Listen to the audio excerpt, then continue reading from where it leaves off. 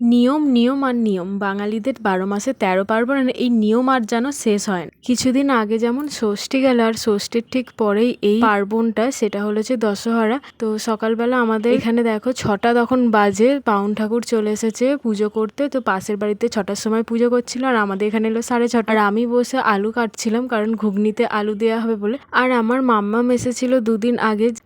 মাম্মাম না, ঠাকুমা। আসলে ছোট দিয়ে আমার ঠাকুমাকে মাম্মাম বলেই সম্বোধন করি, তাই তোমাদের সামনেও বলে দিলাম। তো মাম্মাম এসেছিল, আজকেই মাম্মাম বাড়ি চলে যাবে। আর পুজো হচ্ছিল যখন মাম্মাম, পাপা, মা সবাই ছিল, ওরা অঞ্জলি দিচ্ছিল। সকালের দিকে, যেহেতু আজকে সারাদিন কারোর কারোর নিয়মে আছে শুকনো খাবার, আমাদের আছে সকালের দিকে শুকনো খাবার। তো তার জন্য মা এখানে দুপুরের জন্য, সকালের জন্য লুচি আর ঘুগনি করেছিল, আর সুজি করেছিল। শুনেছি ছোট দিয়ে এই যে নিয়মটা আছে নাকি দশহরার দিনে এক ফোঁটা হলেও নাকি বৃষ্টি পড়তেই হবে, আর যদি না বৃষ্টি হয় নাকি সাপের বিষ অনেক বেড়ে যায়। আর আজকে দেখো কেমন ঝমঝমিয়ে বৃষ্টি হচ্ছিল, বেলার দিকেও বৃষ্টি হয়েছে, আর বিকেল বেলাটা করে আমার মামামের যখন চুল আঁচড়ে দিচ্ছিলাম তখনও বৃষ্টি হয়েছে। যেহেতু আমাদের সকালের দিকে বললাম শুকনো খাবার, চিড়ে, দই, এইসব লুচি তরকারি খেয়ে থাকতে হয়, ঠিক তেমন রাত্রিরে আমাদের নিয়মে আছে দশহরার দিনে 10 শাক ভাজা আর ভাত আর মাংস না করলেও আমিষ কিছু একটা খেতেই হবে রাত্রিবেলা।